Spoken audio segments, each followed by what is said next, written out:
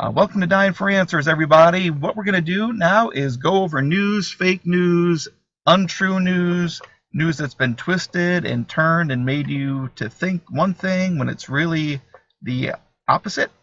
And I'm going to basically do this off of the Yahoo homepage, off of their news. And let's get started. Our first story is Rhode Island's sassy teacher of the year posed next to Trump with a black lace fan, and Trump loved it. Okay, now apparently this picture is going viral, and it's also on Twitter blowing up. And now, first of all, why this is controversial? I mean, I don't know. I guess maybe people think of Trump as anti-gay, or since he's a man, he wouldn't want to be seen with someone who's gay. Which, this is just one picture that goes to show that Trump is anything but anti-gay. And as proof of that, I mean, first of all, if he is anti-gay, living in New York and Florida and all around the world, I mean, he has to deal with gay people all the time. So to say that, first of all, he's anti-gay, just based on that, is ridiculous, because anybody who spends any time with gay people, pretty much knows that they're basically pretty, fun to be around, unless you're a straight guy and they're like really throwing themselves at you to a point where it's, get off of me, which, I've had happen. But mainly in my experience, they're pretty funny.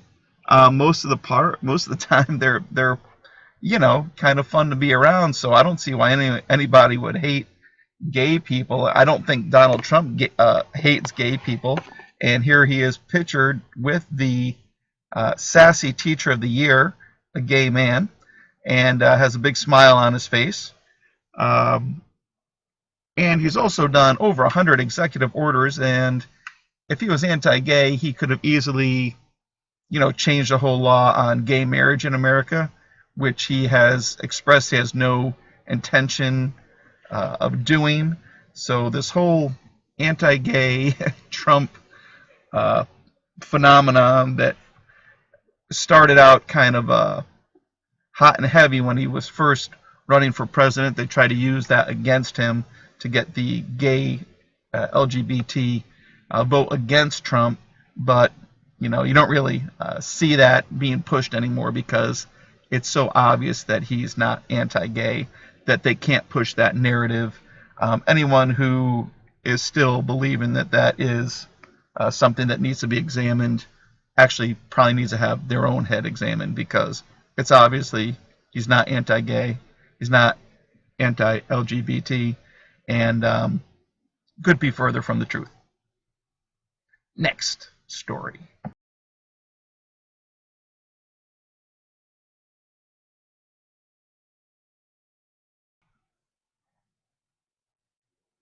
Okay, here we have story number 2.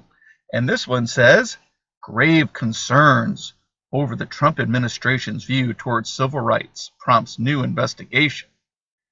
Let's see, his grave concerns over his view on civil rights.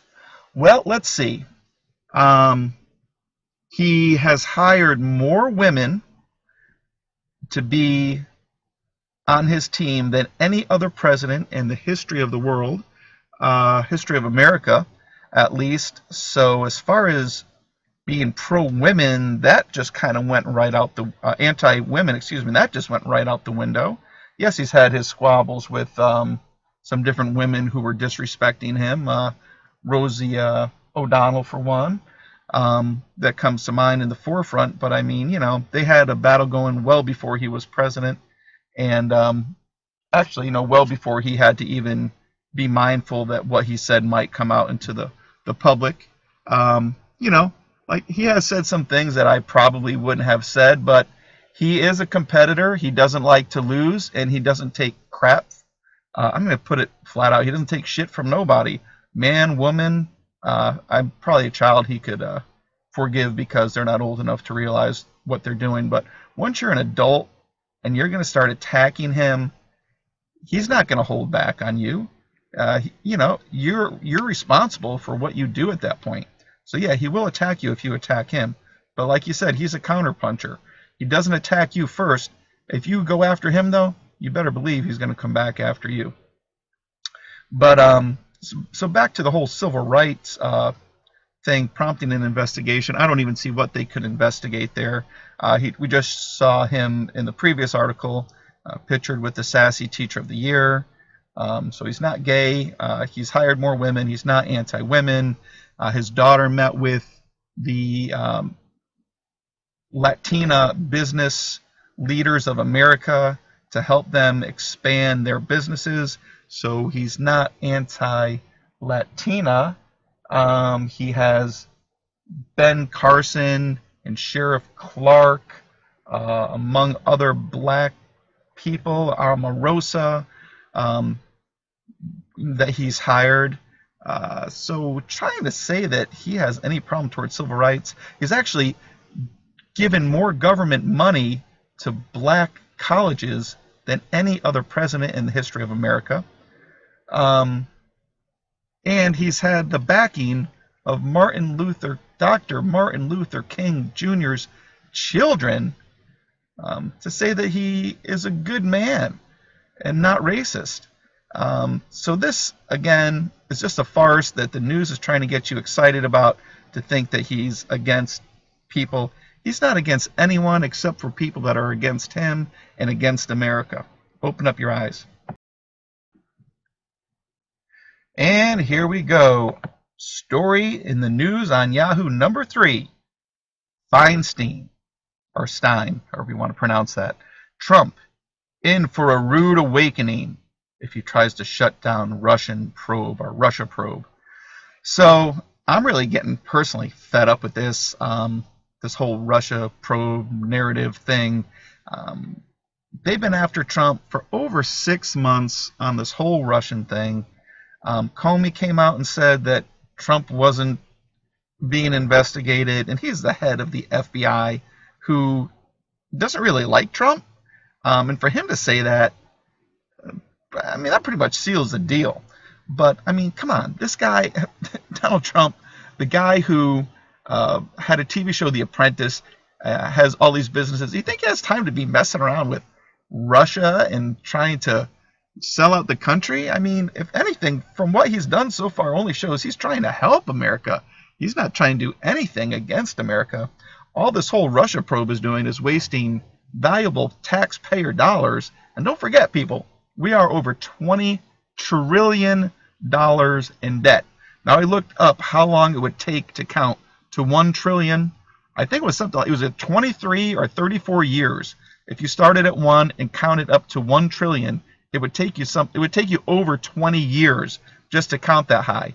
We are over $20 trillion in debt, and they're wasting money on this stupid Russian narrative that holds no water, that all they're doing is making accusations, but no one has come forward with anything substantial, with any solid proof, with any evidence, and it's just something to keep Donald Trump on his heels and trying to, instead of help the country and make improvements and work on things, he's got to constantly be fighting back, trying to convince people that he hasn't done something, that he's just being falsely accused. So, I mean, pretty much, I can walk up to you and say, you robbed me. And you could be standing there with your hands in your pocket, innocent as can be. But if I accuse you, then hey, you're accused. And if I tell a reporter, and if I bring you to court and hire a lawyer and get all these people on my side who are willing to corroborate that you robbed me, what do you have to do? All you can do is try to defend yourself. But that's pretty much the situation I view him as being in right now. He's just being accused of something he didn't do. There's no proof. The only proof they have of Russian hacking is that there was some spyware, which anybody can get on their computer, that was generated from Russia. Sure, there's hackers everywhere, from Russia, China, Japan, you name it. Everybody has hackers, and a lot of companies make malware and spyware.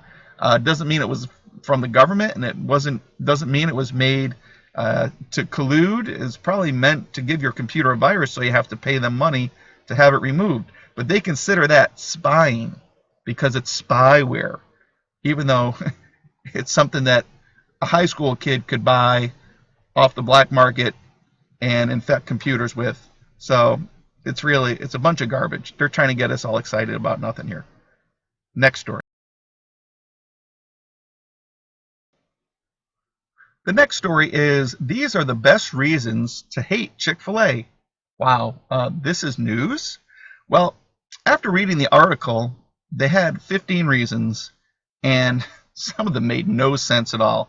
I guess they were trying to say since they cook their food in peanut oil, which they say in the article actually doesn't have trans fats, is healthier for you, makes the food taste better, but there are people who have peanut allergies.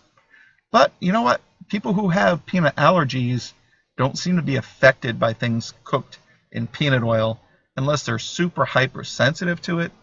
In my experience, because I do know people who do have peanut allergies, actually pretty severe peanut allergies, but they can still eat Chick-fil-A without a problem. So basically what this all boils down to is that, and they put this towards the end, that Chick-fil-A donates money towards anti-gay, like gay marriage type of support groups, and that they're not open on Sundays.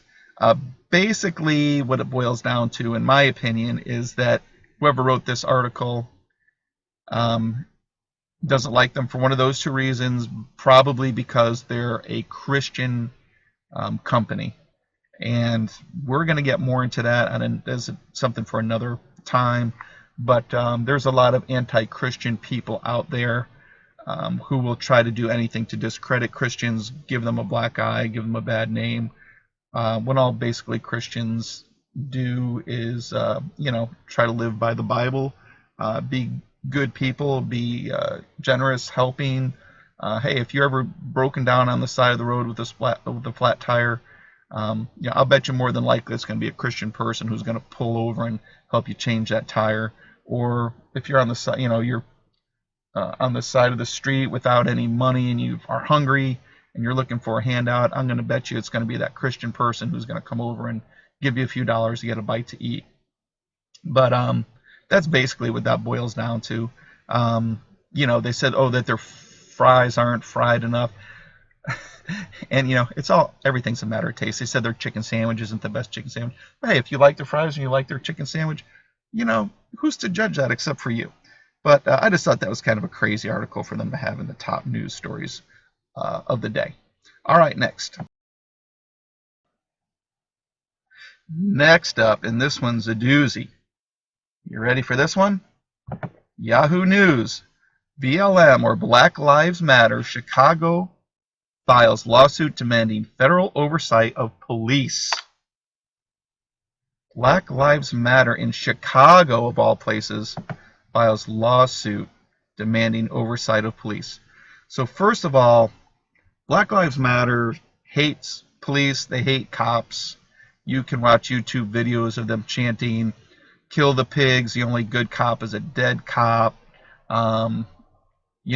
Fry them up like bacon, kill cops, stuff like that. They pretty much incite violence against the police.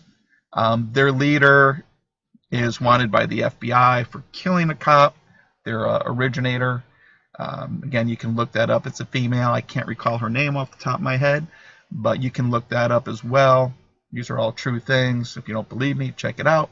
Anyone supporting Black Lives Matter is pretty much supporting murder, death, an organization run by someone who committed murder and escaped to another country for extradition, so she is still free. Wherever she comes to America, will be arrested.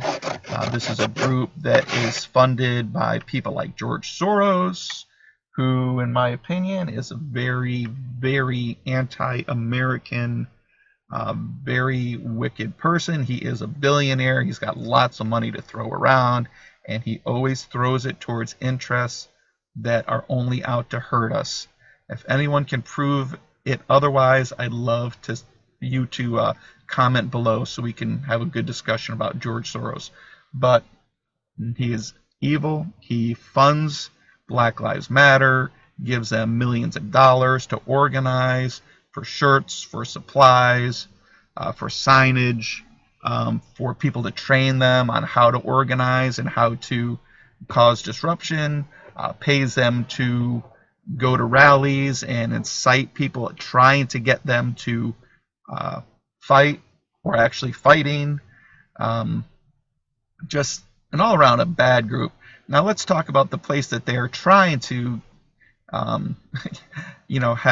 federalization of police overlooked, overseen, and that's in Chicago. Holy cow, Chicago, if you don't know, is, I believe, the most dangerous city, not in America, but in the entire world. It's more dangerous than Afghanistan. Tens of people get shot there every single day. It's like the murder capital of America and has been for years. And they want the police to be regulated? If I was a police person there, I'd be grateful to have police there. They got to be crapping their pants every time they get out of their car or have to go into a dispute. I mean, they don't know what's going to happen to them. If I was a cop there, I'd have full body armor on from head to toe, and if somebody gave me any crap, I'd either be running to my car, calling for backup, or shooting first and asking questions later, because Chicago is not a place where you want to be messing around. I mean, and they want to regulate the police? What do they want to do? Put them in pink shirts and give them water guns and not, hassle people that are flashing gang signs and wearing, gang gear, and thugs and people that are obviously up to no good, and play nice with these guys? I mean, there's either two ways you handle it. Either you stay away from them, or you go in full force. Because if you go in halfway, you're going to get clobbered, and you're probably going to get killed. And if you're a cop, I mean, imagine these cops with wives and kids that they have to go home to, and they don't know if they're going to walk in through the door. And they got Black Lives Matter protesting down the street, kill cops, fry them up like bacon. Only good cop is a dead cop. And then you're working in the murder capital of the world, and they want you to take it easy? Give me a break, man. I mean, if you're against the cops, I mean, yeah, there are cops who do bad things. There's all kinds of people who do bad things. There are preachers who do bad things. There are lawyers who do bad things. There are parents who do bad things. And there are cops who do bad things. But for the most part, I mean, these guys got to be a little bit paranoid out there by now, just under the conditions they're in the city they're in. They don't get paid nearly enough as a public servant. If I live in Chicago, I'd be grateful for every cop that there is. All right, enough of that. Next story. Here we go with some celebrities in the news with our next story. And who else but Katy Perry, who is the Illuminati, globalist, Satanist spokeswoman, it seems like, lately. Now, I know you might be saying, hold on now, don't be carried away. She's a singer. What's the big deal with her? This is a news article. I'm not going to get into all the issues with Katy Perry right now. But if anyone who is familiar with her album cover has the all-seeing eye on it, which you've all seen on the top of the triangle over the dollar bill. It stands for the illumination. It stands for the coming of the Antichrist. It's the final piece that's missing, which Satanists believe is the Antichrist, or Satan, to come and rule and wreak havoc on humans and humanity. So basically, she's got this eye symbolism all over the place, and that's all I'm going to say about her right now. Maybe I'll do a video on her later. But Yahoo News says Katy Perry, and she's been all over Yahoo News. I've been on here every day for the past week. She's been in here 2 or 3 times, like 2 or 3 articles per day with her picture. I guess she has a new album out and she did a movie and all this stuff. And they're really trying to promote her and get her out there and get kids to like her and parents to say, "Oh, Katy Perry, there she is." Familiarity is one of the tools that you can use to make things you don't like turn into something you like. For instance, there could be a song that you think is okay, but after you hear it, a half dozen times, now you like it. Or there may be someone who you don't think is that attractive, but then after you see them, you know, 10 times or so, and different articles and pictures and things, all of a sudden they don't become quite as ugly to you anymore. So familiarity is a tool that they use to get you to like something. And here we have Katy Perry showing up all over the place. In my opinion, she's a spokeswoman for the evil people going on there. And why I say that is not just because she promotes the one eye symbolism everywhere, has stated in interviews that she sold her soul to the devil to become famous, but she's willing to pretty much do anything to be a star. And I guess her latest album and movie, and as you can see on her YouTube hits for her movie that came out, they're kind of low. You'd expect someone who's getting all this publicity and famous like Katy Perry to be getting millions and millions of views. I saw a Fusion, I had like 8,000 views, or maybe one of her top ones had maybe 40,000 views, something like that, which is peanuts for someone like her who's getting all the publicity that she's getting. She should be everywhere. Her album, her latest release, I guess, isn't selling like she was hoping to, yet she's still all over the place. Why would she be all over the place if she's not really, she's kind of bombing right now. I mean, on her standards, because she's usually a top selling person. But the reason I believe she's everywhere is because she is supporting the agenda of the people who are really in charge of things, the people with the real money that make Donald Trump look like a pauper. And she is all about their agenda. So she says that Donald Trump had played a role in her sexual liberation, which I just decided to check that out to see what that was all about. And she goes on to say that he played a role in her sexual liberation because he is a big male, and that she feels that she's been bullied by males her whole life, and that he represents a bully. And I can see how maybe some people might get that from Donald Trump, because he does come across very large and forceful, almost larger than life. He looks like he's could be an intimidating figure to some people, his expressions, and they always capture him with the most angry looks on his face, and all the pictures of in the news and all the publications that dislike him. Very rarely will they ever show him smiling or hugging a child or holding one of his grandchildren or holding their hands or anything like that. So they want to paint him as dark and devious as possible, just to make you hate him. Like I said, familiarity can work two ways. If you show the person in a good light, smiling and happy, then you grow to like them. And if you show them always angry, scowling, or with their mouth open, yelling, then you grow to dislike them. And it's kind of a tale of two cities with Katy Perry and Donald Trump. So I just kind of thought that was interesting that they have her in the news smiling, and she's definitely the more evil of the two. And they always show Donald Trump frowning or scowling or yelling, and he's the one who's trying to actually help America. And she goes on to say that he is a big male, and that she's the reason that she's been able to break out of her shell, because she had to overcome males who were disempowering to her in her lifetime. So say what you will about that one. I just thought it was an interesting article to bring up. Next. And we're getting to the bottom of the Yahoo News here. So some of the stories they have here aren't quite as politically involved as some of the top stories, but this one is about a model who tweeted out some of her pictures, saying she decides to offend fat shamers with stunning bikini pics. So here are some pictures of her on her Twitter page.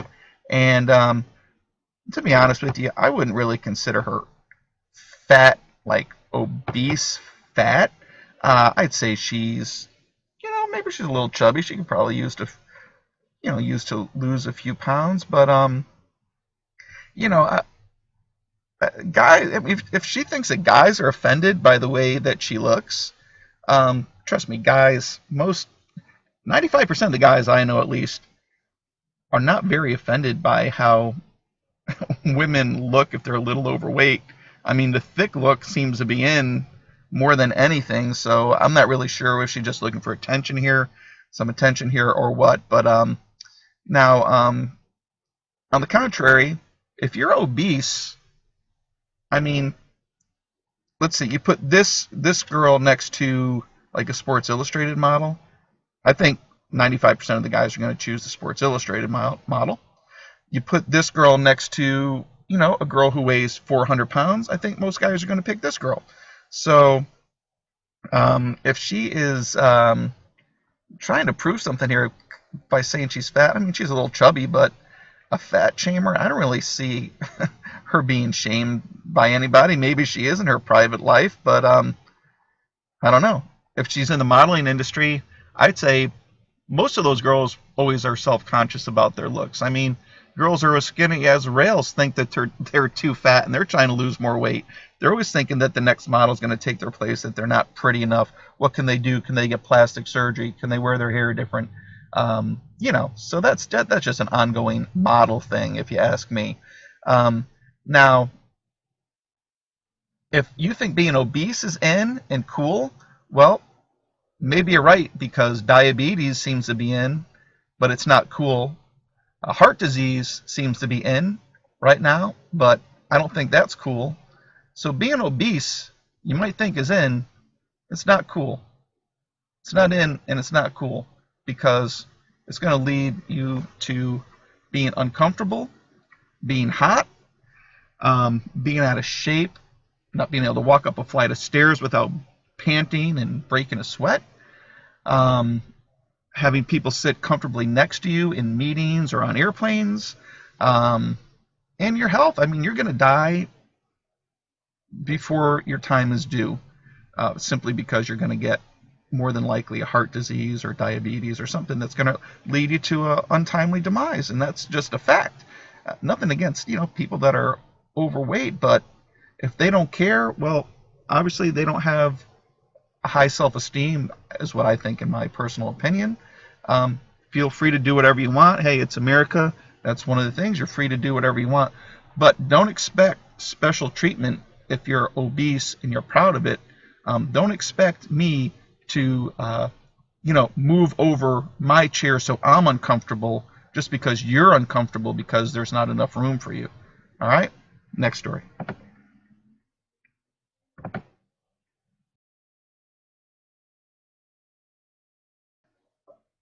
Okay, next story, and like I said, these are getting a little less interesting as we go down the line, but to me, this one does hold some weight, and it may not to you because you're not familiar with what's been going on with Bill Nye the Science Guy, but it says Bill Nye will be back on Netflix to save the world with science. So I guess Netflix decided to re-up Bill Nye for another season of his shenanigans.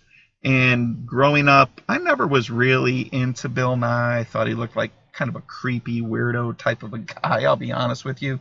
But he was called the Science Guy, and I guess that as a kid that gave him some credibility to me, that hey, this guy must know what he's talking about. He's a scientist, must be pretty smart. Other kids like him. That's cool. That's probably the smart kids. That's probably that's what I thought. Come to find out, Bill Nye is not actually a scientist. He's not even a scientist. He's an engineer. But he does put on a white coat like a scientist would wear to fool you into thinking he's a scientist. Just like I can put on a policeman's uniform and pull you over and give you a ticket even though I'm not a policeman. He can put on a scientist coat and go on TV and state that he is a scientist, but he never says he's a scientist. They just call him the Science Guy, like I could be the police guy. He's a cartoon character is what he is. He's had some shows on recently where he's really pushing climate change. He's really pushing um, transgender, trying to confuse kids who his show mostly is geared towards, because kids mostly are going to watch Bill Nye the Science Guy. I don't know too many adults that'll actually sit down and watch Bill Nye the Science Guy. It's probably something that, maybe parents put on for their kids, hoping they'll learn something. But parents, warning, warning, warning, do not put this show on for your kids. He's had people on there rapping about doing sexual favors for other people, sexual innuendos. You should really go on YouTube and Google Bill Nye Science Guy rap about sexuality. Now, it's not actually him rapping. It's this woman he has on performing this rap, and it's disgusting.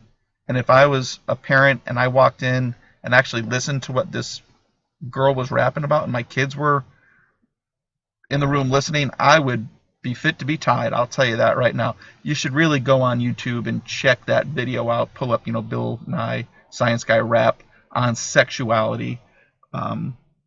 This girl talks about giving BJs and HJs and sitting on poles and things like that. It's just ridiculous. Nothing that's geared towards a child.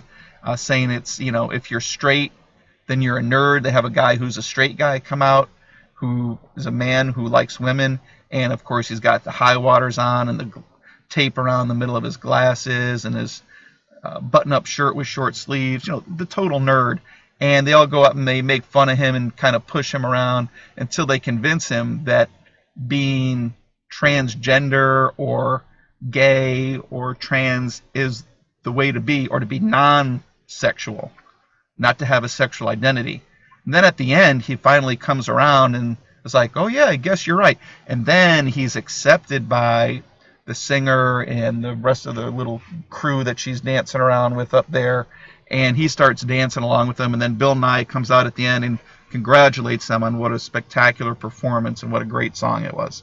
So, Bill Nye, I hope they say bye, bye, Bill Nye, you fake science guy.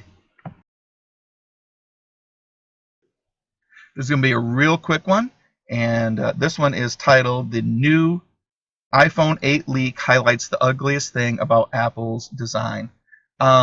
To me, the ugliest thing about Apple's design is the way that they treat their employees. I actually have an Apple phone, so I'm a hypocrite right now. I actually was given it to me by my wife. I didn't have an Apple phone, and she had one, and she got an upgrade and gave me her old phone, which I'm seriously thinking about getting rid of next time it comes around, because they're pretty much what I'm getting to is they're built in factories where the people have to work usually 7 days a week, usually 12 to 14 hour days. They get paid very, very minimal wages. I'm talking like $1 or $2 a day. This is in China. And people were so distraught and so just felt so hopeless that this was their life, working all day, doing the same monotonous task over and over and over, 7 days a week, 12 to 14 hours a day, hardly getting paid anything, that people were actually jumping out of the windows to kill themselves. They were going crazy. They just, they couldn't stand it anymore. I couldn't imagine doing that either. I'd probably do the same thing. So what the company did that makes these iPhones in China is they put up suicide nets outside of the windows. So anybody who tries to jump to their deaths to get out of their horrible existence is now going to land in a net, get scooped up, and brought back in the factory and either disciplined or God knows what else they'll do to you in China. It's a communist country, so maybe they'll cut you open and sell your organs to somebody who needs them. But that's all I wanted to say about that article. All right, and this next story I'm doing just because I didn't even know what they were talking about, and I had to at least open it up and take a look at it. Maybe you already know what it is. I didn't know, but it says here, Laverne Cox opens up about cisgender. I'm not even sure how to pronounce it. Cisgender actors playing transgender women. So I looked up cisgender, and what that is someone who identifies with the sexuality that they were born with. So instead of saying a boy is a boy, or a man is a man, or a woman is a woman, or a girl is a girl, you're now cisgender because you identify as how you were born. So you were born with your male parts and you identify yourself as a male, or you were born with female parts and you identify as a female. But they're going to try and twist this and say you're no longer a male or a female or a man and woman. You're now cisgender. And Laverne Cox has a beef with cisgender actors playing roles as transgender people. Although it's fine with her if gay people play straight people, or if a transgender woman plays a man. But if you're a man and you try to pretend to be a transgender woman, or you're a woman and you try to pretend that you're a transgender woman for an acting role, then shame on you. She doesn't like that one bit. Well, in my opinion, Laverne Cox, you are a racist bigot of the worst kind, because if you're transgender and you've been oppressed, now you are trying to flip the script and repress people who identify as what they are, as men and women, against roles, against anything. Anyone who discriminates anybody from doing anything is a bigot and a racist. And that's what you are, Laverne Cox. Just because you're transgender doesn't give you the right to point the finger at everybody else and be judgmental. Shame on you. All right, we're getting to the end here, and our next article is about Miss Miley Cyrus. And Miss Miley Cyrus reveals the bizarre reason she decided to stop smoking weed. Wow, well, who really cares, Miley? But here's what I have to say about Miley Cyrus and her idea to stop smoking weed. And her whole thing right now is trying to clean up her act, supposedly, and go back to the goody two-shoes, good girl, Hannah Montana portrayal that she had early in her career. And this is basically a business decision, I believe, on her part, because she's pretty much flashed, opened her legs, shown her crotch, twerked, dry humped other dancers, swung naked from Wrecking Ball, uses her tongue in all different ways. She's done everything provocative, pretty much besides making a porno movie, that she could do. So she really didn't have anywhere else to go, in my opinion. I mean, how many times can you flash your crotch and grind on stage,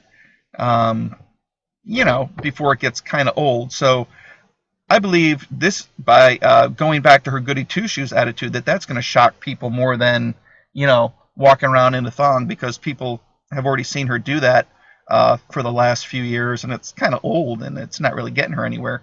Plus, maybe she's trying to jump ahead of the curve. She can see the change in the attitude of America now that Trump is president, of people being a little more reserved and not so wild. It seems like in America right now, you're either more reserved, conservative, and constitutional and pro-America, or you are